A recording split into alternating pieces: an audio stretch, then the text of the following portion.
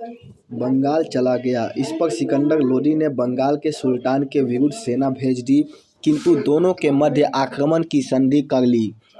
सन 1506 ईस्वी में सिकंदर ने अपनी राजधानी दिल्ली से आगरा स्थानांतरित की।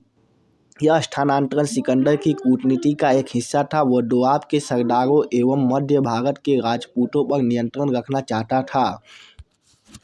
ग्वालियर, धौलपुर, राजस्थान क्षेत्र और दोआब में सैनिक अभियानों के लिए आगरा बेहतर स्थान साबित हुआ। दरअसल अपने जीवन के अंतिम दिनों तक वह विरोधियों को सर्कस के शेर की भांति आज्ञाकारी बनाने में संलिप्त रहा। इस संलिप्तता द्वारा क्षय ऊर्जा के चलते सिकंदर ने 21 नवंबर 1517 ईस्वी को प्राण त्याग दिए।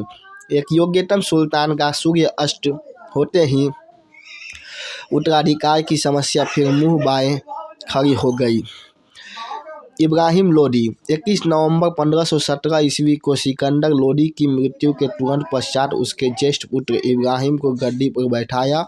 उसके छोटे भाई जलाल खान ने उसके राज्यारोहण को अस्वीकार करते हुए उसे चुनौती दी।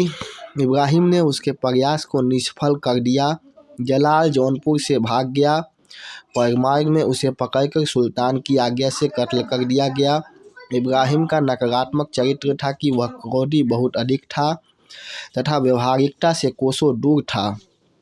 वह न तो लोगों की भावनाओं को समझता था और न ही किसी की भावना की कद्र करता था। यही कारण था कि उसने अफगान अमीरों की भावनाओं को आहत किया तथा उनके मन में अपने प्रति संदेह की भावना को जन्म दिया। यही नहीं, बल और कार्यक्षमता पाने के उद्देश्य से उसने लोहानी, फरमूली एवं लोदी जातियों के शक्तिशाली सरदारों के प्रति दमन की नीति चलाई। ये सभी राज्य के अधिकारी थे। क्रिया की प्रतिक्रिया अवश्यम भावी होती है। लाहौर के गवर्नर दौलत खान लोदी ने पंजाब के अफगान अमीरों का एक संगठन सुल्तान के विरुद्ध बनाया और काबुल में बाबर को भारत पर आक्रमण करने के लिए आमंत्रित किया। बाबर सहर्ष इस युद्ध के लिए तैयार हो गया और दिसंबर 1525 को पंजाब में प्रवेश कर गया, जहां दौलत खान लोदी एवं आलम खान ने उसका स्वागत किया। लाहौर बिना युद्ध के जीत लिया गया। सूचना पाकर इब्राहिम लोदी विशाल सेना लेकर पानीपत के मैदान में आ डटा, पर युद्ध की अनुभवहीनता के कारण पराजित हो गया। इब्राहिम लोदी इस युद्ध में मारा गया और युद्ध क्षेत्र में मारा जाने वाला पहला सुल्तान बना। पानीपत के प्रथम युद्ध में इब्राहिम लोदी की मृत्यु और बाबर की विजय के साथ एक युग समाप्त हो गया। पानीपत का युद्ध जहां एक ओर मुगल साम्राज्य को स्थापित करने हेतु खोदी गई नींव थी, वहीं पानीपत का दूसरा युद्ध एक शक्तिशाली राज्य के उदित सूर्य का प्रतीक था। मुस्लिम राज्य की स्थापना के कारण और परिस्थितियां हिंदू विशेषकर राजपूत किसी भी दशा में मुस्लिम आक्रमणकारियों से कम न थे। न तो उनके साहस में किसी प्रकार की कमी थी और न ही उनके सैन्य संचालन में। फिर भी युद्ध में वे मुस्लिम आक्रमणकारियों के हाथों पराजित हुए और भारत में मुस्लिम राज्य की नींव पड़ी। मुस्लिम राज्य की स्थापना के लिए कुछ कारण उत्तरदायी थे, जो निम्नलिखित हैं। भारत में शक्तिशाली साम्राज्य का अभाव। जब भारत में मोहम्मद गौरी ने आक्रमण किया तब उत्तर भारत में दो शक्तिशाली शासक थे, पृथ्वीराज चौहान और जयचंद, परंतु दोनों में ही वैमनस्यता थी, इसलिए दोनों एक दूसरे की शक्ति को अप्रभावी कर देते थे।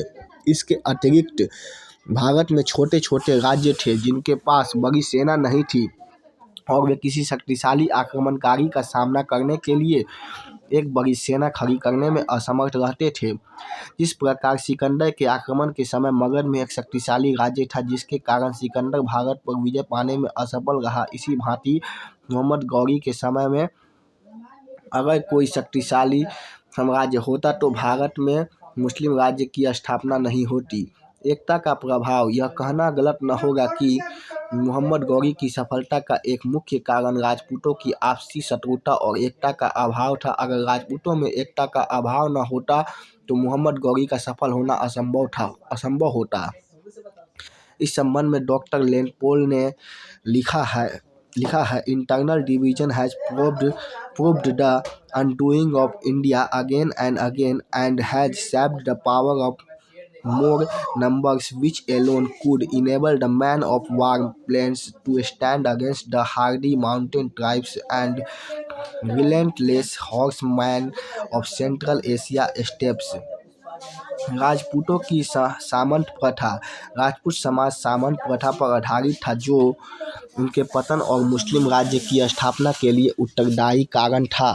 इस प्रथा के अंतर्गत कुछ गिने चुने परिवारों के पास ही जागीरें थी, बाकी सब उनसे जलन का भाव रखते थे। जागीरदारों और जागीर रहित व्यक्तियों में कोई तालमेल नहीं था।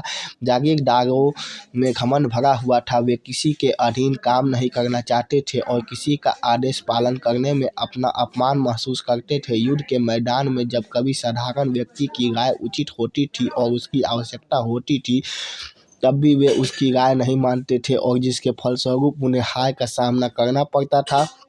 इस संबंध में डॉक्टर ईश्वरी प्रसाद ने लिखा है, pride and prejudice alike forbade obedience to a common leader, and in critical moments when concentrated actions was needed for a victory, they pursued their individual plans and thus neutralized the advantage possessed over their enemies. और जब कभी राजपूत संगठित होते भी तो घमंड की यही भावना आगे आ जाती थी और कन्फेडरेसी असफल हो जाती थी। पुराना और अपेक्षाकृत खराब युद्ध करने का ढंग। राजपूतों का सैन्य संगठन भी ठीक न था, उनका युद्ध करने का ढंग भी पुराना और बेकार हो चला था। राजपूत युद्ध के दौरान अग्रिम पंक्ति में हाथियों को रखते थे और तुर्की सेना में द्रुतगति वाले घोड़े होते थे, जो काफ़ी खतरनाक सिद्ध होते थे। वे आसानी से आगे पीछे हो जाते थे और जब राजपूतों के हाथी घायल हो जाते थे तो उनकी सेना के लिए घातक सिद्ध होते थे, क्योंकि तुर्की घोड़े राजपूती सेना का काफ़ी अधिक नुकसान करने में सक्षम होते थे। राजपूत अपने सिद्धांत मोरल प्रिंसिपल्स के अनुसार युद्ध करते थे, जबकि तुर्की युद्ध के दौरान नैतिकता को भूल जाते थे, जिसका खामियाजा राजपूतों को भुगतना पड़ा। कुछ युद्धों के बाद उन्होंने तुर्कों की युद्ध पद्धति को अपनाना शुरू किया, लेकिन तब तक काफ़ी देर हो चुकी थी और उनका पतन लगभग हो ही चुका था। अस्थायी सेना का अभाव। अधिकांश राजपूत शासक अस्थायी सेना नहीं रखते थे और उनके पास जो भी छोटी सी सेना होती थी, कभी कभी उसी से वे शक्तिशाली शत्रु का मुकाबला करते थे और असफल हो जाते थे। राजपूत शासक सेना के लिए सामंतों पर निर्भर करते थे, जो शायद ही समय पर आवश्यक संख्या में सैनिक लेकर राजा की सेवा में उपस्थित होते हो। सेना बाकी अगले पार्ट में।